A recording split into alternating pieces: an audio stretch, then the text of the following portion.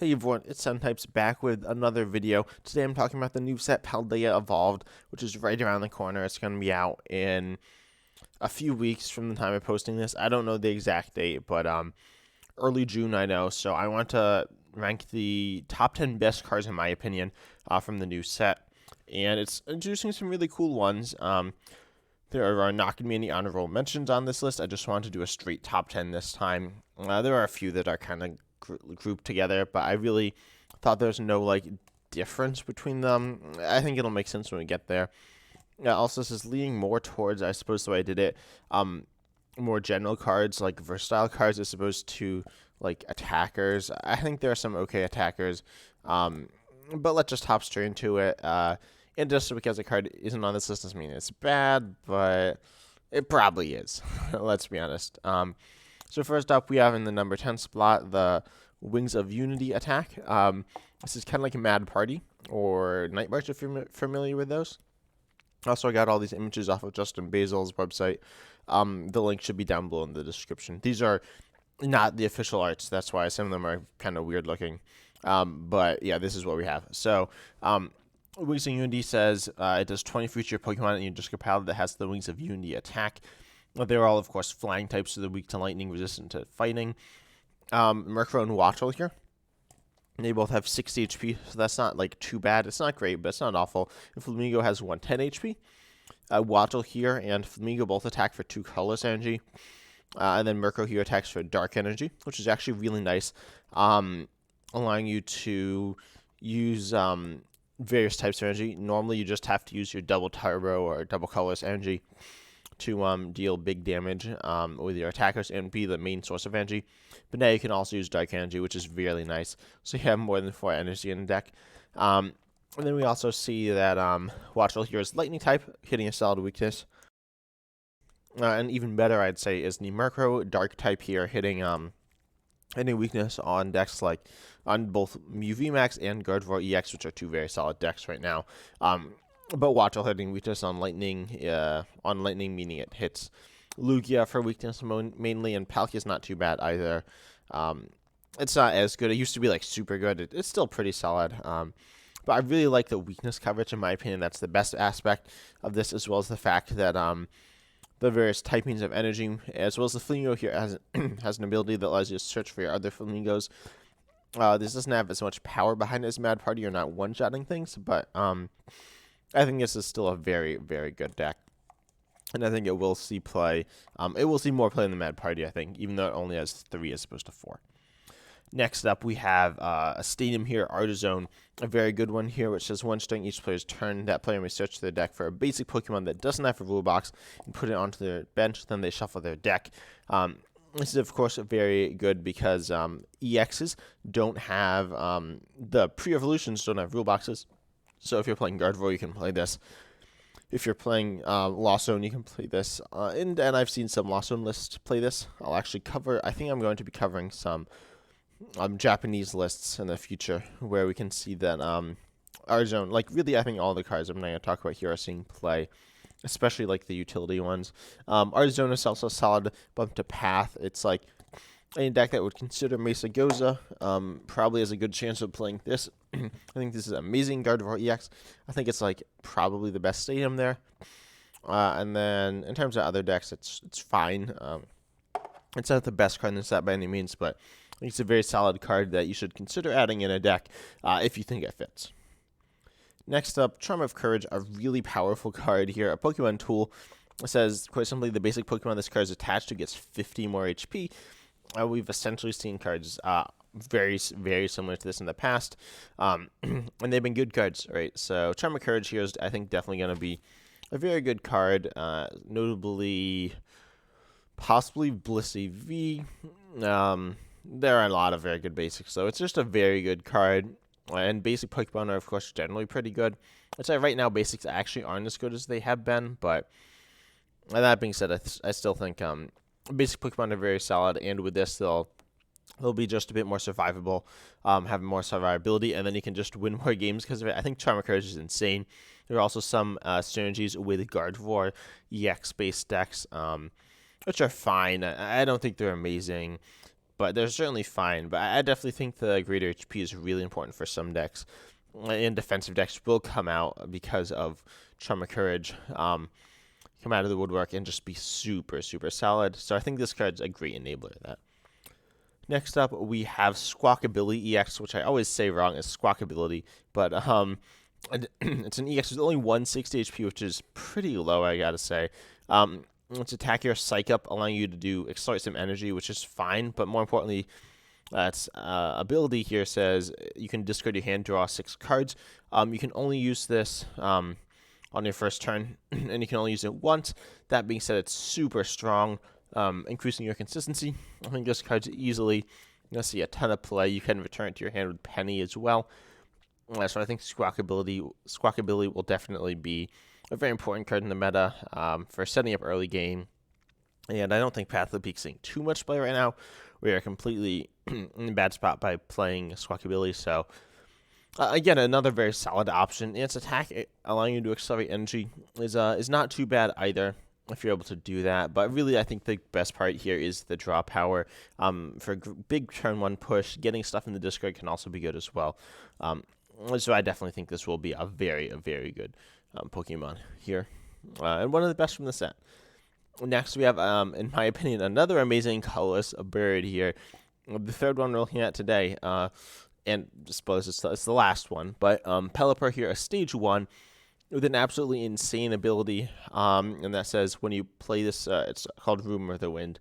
It's translated. I don't think that's what it's going to be actually translated as, but it says when you play this Pokemon to evolve one of your Pokemon, you may either search your deck for a supporter, reveal it, and put it into your hand. Same effect as stuff like Tapu Lele GX, Luminous Energy, which are very good, or you can shuffle. And then you shuffle it. Or you can put a supporter card from Disco Palette into your hand. That's pretty insane. We've seen this effect as Versus Seeker, which is absolutely insane, or Eldeos V, which is certainly solid. And yeah, this is like those two effects in one, meaning that you can play lots of one supporters, be able to access them in the the early to mid game, as well as the late game. I think it's absolutely insane. I think decks will definitely be running 2 2, 3 3s of this. It will take up a bunch of deck space and kind of clog your board. That means that I think it's more than worth it because the power you get from it is absolutely insane. People will probably be trying to remove this from their own bench, which is kind of hard to do. We can use Collapse Stadium, so I think we'll be seeing more of that. But honestly, I think this Pelipper just as like a 1-1 or 2-2 lines, really insane. If there was Evolution Incense, it would be even better. But even just with Ultra Ball, I think this card is pretty insane.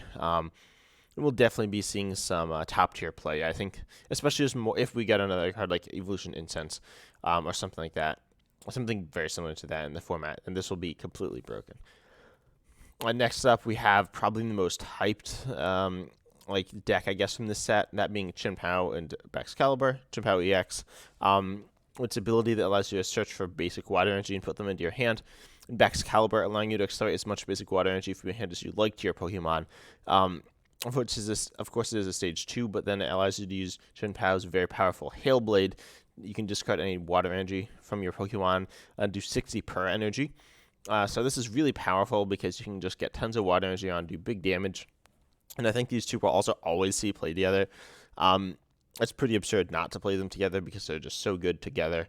And I think Era does a big part of this deck as well, so you can rare candy.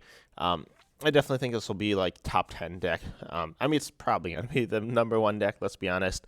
Because Pokemon players are really boring and likes to play only the one new deck or 2 new decks that people are talking about. So this will see a lot of play. And it's a cool deck and a strong deck as well.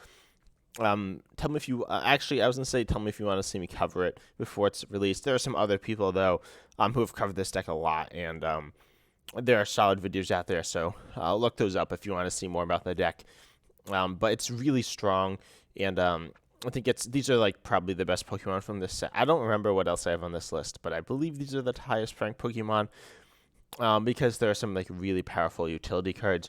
But yeah, Baxcalibur's ability is just super strong. Buster Tail's not even bad.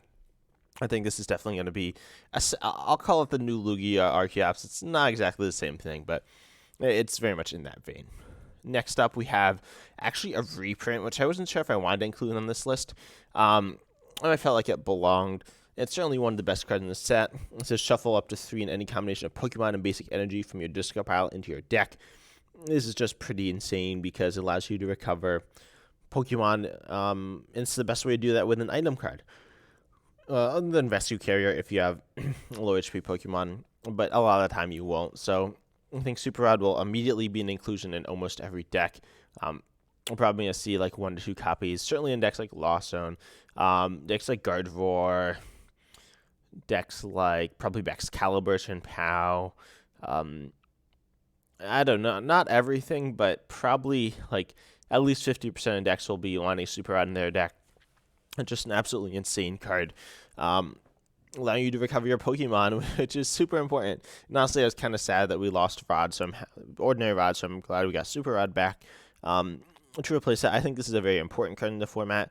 Of course, you do have energy recovery in terms of energy retrieval and energy recycler, so it's not as useful in the energy front, but in terms of Pokemon recovery, we only have Clara and Miriam right now, which are pretty good cards, but they're supporters, so I think Super Rod's guaranteed to see tons of play. It's just like an obviously good card, in my opinion. You could even make make like arguments that's the best card in the set, although obviously I didn't give it the best card in the set. Another card that people are super hyped for is Iono, aka a reprint of N. So pretty much, it's not actually a reprint, but it's essentially a reprint. Each player shuffles their hand, puts it on the bottom of their deck. If either player put any cards in the bottom of their deck this way, each player draws a card for each of their prizes remaining. So this is very useful if you're down on prizes. That's a nice comeback factor. In the early game, it offers just a little bit of hand disruption to your opponent, but also really solid draw power for you. In the late game, it's reducing your hand size and your opponent's hand size, so obviously you need to be a little careful with it. It's not like insanely powerful. Sorry for any background noise.